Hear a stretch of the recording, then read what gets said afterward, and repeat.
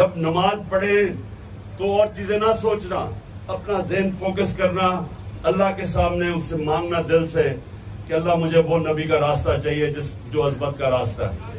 और वो रास्ता नहीं जो तो भाई अभी कदम का बात नहीं, और दूसरी तरफ वो रास्ता नहीं है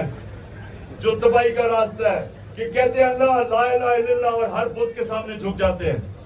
खौफ का, अच्छा ये सुनो, जो लीडर है ना, जो सबसे बड़ी चीज ये याद रखना, जब आप दावा करते हैं ना ला इलाहा इल्लल्लाह, तो लीडर किसी के सामने झुकता नहीं है।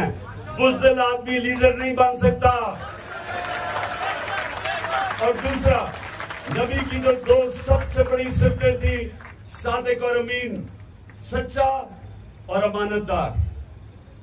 सच्चा और इंसाफ करने वाला, ये तीन सिफतें हैं जिसके बगैर आदमी लीडर नहीं बन सकता, और आपने सबने लीडर बनना है।